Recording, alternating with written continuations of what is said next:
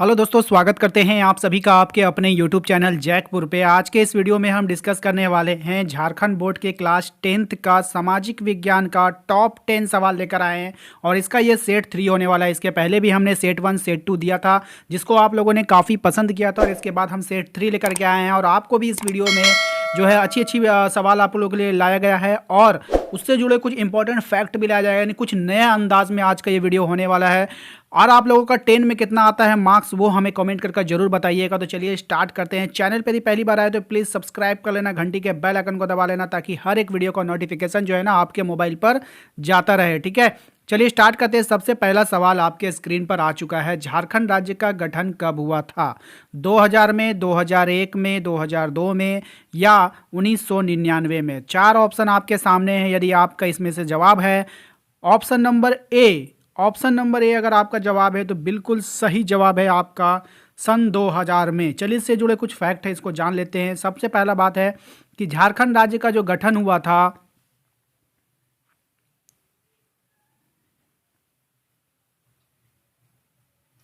चलिए इससे जुड़े कुछ फैक्ट को जान लेते हैं। झारखंड राज्य का जो गठन हुआ था वो हुआ था 15 नवंबर सन 2000 ईस्वी को। झारखंड राज्य की राजधानी है आपका रांची और उप राजधानी है आपका दुमका। इसको आप लोगों को ध्यान में रखना है।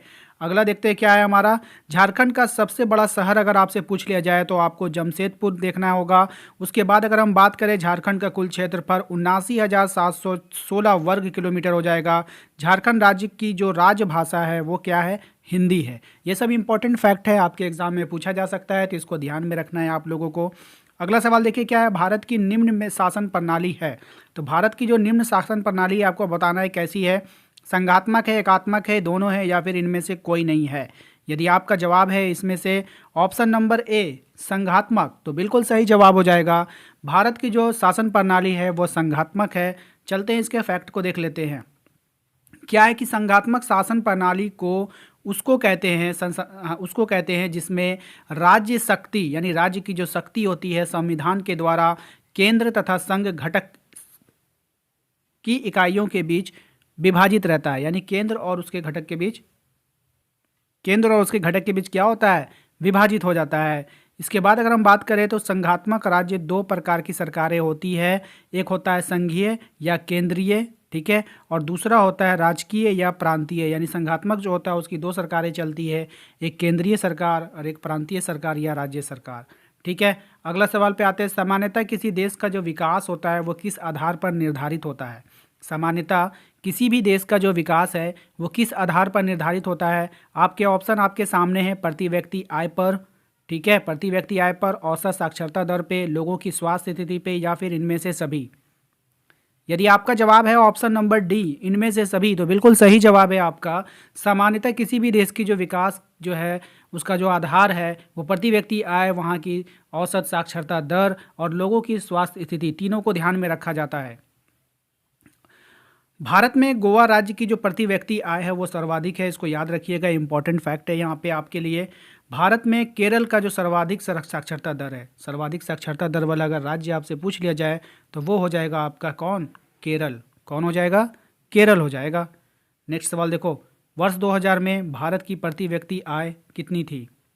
ऑप्शन आपके सामने है।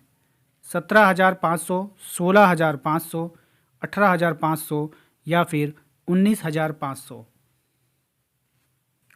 यदि आपका जवाब है ऑप्शन नंबर बी 16,500 तो बिल्कुल सही जवाब हो जाएगा आपका।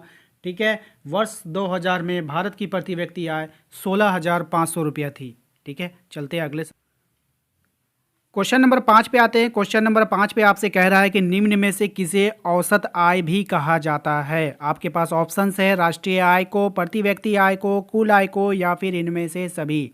यदि आपका जवाब है ऑप्शन नंबर बी प्रति व्यक्ति आय को तो बिल्कुल सही जवाब है आपका। ऑप्शन नंबर बी इसका सही जवाब हो जाएगा।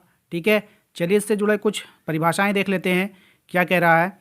कह रहा है कि जब कुल राष्ट्रीय आय को कुल जनसंख्या से भाग करते हैं तो उस राशि को प्रति व्यक्ति आय कहते हैं। उस राशि को क्या कहते हैं? प्रति व्यक्ति आय कहा जाता है। अगला सवाल देखते हैं क्या है। कह रहा है एक वस्तु का प्राकृतिक प्रक्रिया से उत्पादन किस क्षेत्र की गतिविधि है? यानी कोई वस्तु है उसको प्राकृतिक प्रक्रिया से उत्पादन कर रहे हैं, किस क्षेत्र की गतिविधि है? आपके पास ऑप्शन है, प्राथमिक क्षेत्र है, द्वितीयक क्षेत्र है, तृतीयक है या फिर सभी है।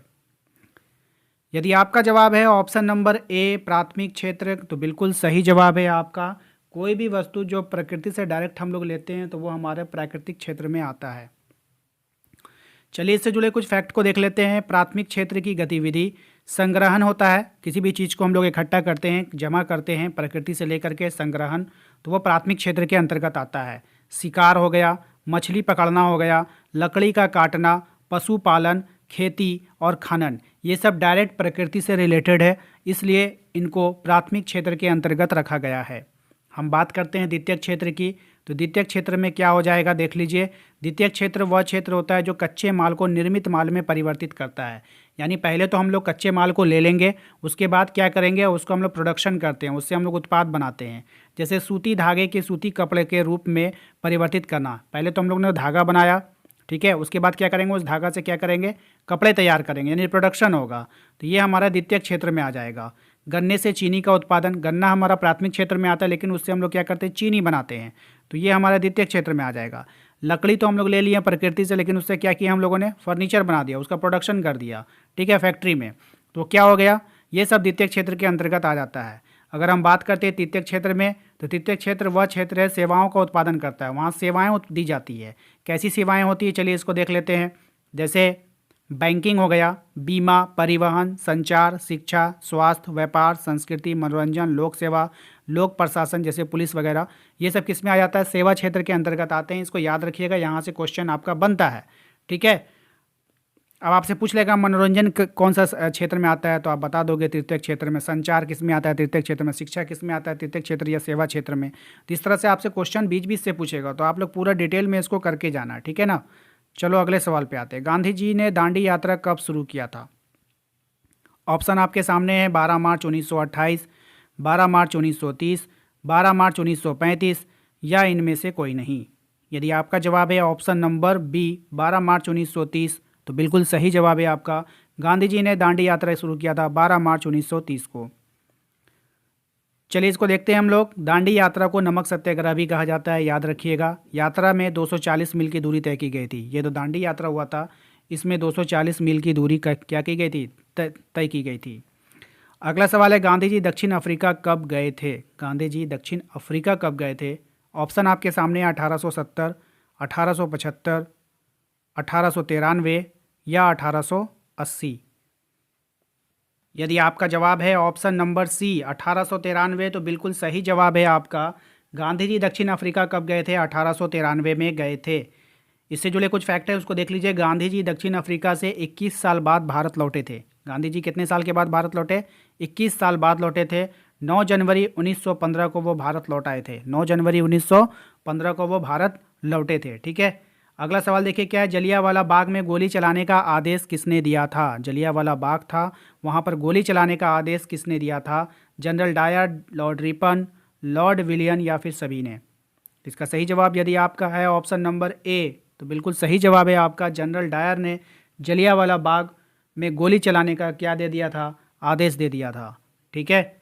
ये 13 अप्रैल 1919 को जलियांवाला बाग हत्याकांड हुआ था। ये जो जलियांवाला बाग हत्याकांड हुआ था, कब हुआ था? 13 अप्रैल 1919 को, याद रखिएगा, काफ़ी इंपॉर्टेंट डेट है ये, ठीक है। जलियांवाला बाग कहाँ स्थित है? तो अमृतसर में स्थित है, इसको भी याद रखिएगा। यहाँ से भी क्वेश्चन आपसे एग्जाम में पूछा जा सकता है।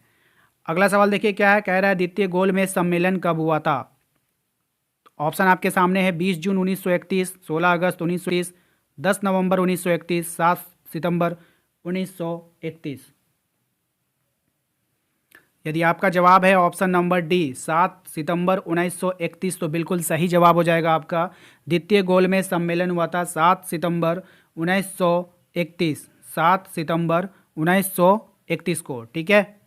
अगर हम बात करते हैं प्रथम गोलमेज सम्मेलन की, तो 1930 से 1931 के बीच हुआ था। प्रथम गोलमेज सम्मेलन 1930 से 1931 के बीच हुआ था। प्रथम गोलमेज सम्मेलन जो हुआ वो कहाँ हुआ था? लंदन में हुआ था, याद रखिएगा, काफ़ी इंपॉर्टेंट है। अगर आपसे पूछ ले कि द्वितीय गोलमेज सम्मेलन भी कहाँ हुआ था, तो ये भी आपका लंदन में हुआ था। दोनों गोलमेज सम्मेलन लंदन में हुआ था, इसको याद रखिएगा, काफ़ी इंपॉर्टेंट रहेगा आपके एग्ज़ाम के लिए। उसके बाद अगर आपसे पूछ ले कि गांधी जी ने किस गोलमेज सम्मेलन में हिस्सा लिया था, तो द्वितीय गोलमेज सम्मेलन में हिस्सा लिया था। ये क्वेश्चन आपके एग्जाम में बार बार पूछता है। गांधी जी ने किस गोलमेज सम्मेलन में हिस्सा लिया था, तो द्वितीय गोलमेज सम्मेलन में हिस्सा लिया था। याद रहेगा सभी को। चलिए, उम्मीद करते हैं कि आप लोगों को आज का ये वीडियो पसंद आया होगा। वीडियो पसंद आया तो प्लीज़ एक लाइक कर देना। चैनल पे यदि पहली बार आए हो तो सब्सक्राइब करके घंटी के बेल आइकन को दबा लेना, ताकि हर एक वीडियो का नोटिफिकेशन आपके मोबाइल पर जाता रहे। डिस्क्रिप्शन में जाइए, वहाँ पर आपको लिंक मिलेगा प्लेलिस्ट का, जहाँ पर जा करके आप अपने मॉडल सेट और अदर जितने भी वीडियोज़ हैं आपके एग्ज़ाम के रिलेटेड होकर के आप सभी को वहाँ पर देख पाएंगे। मिलते हैं अगले वीडियो में। Thank you.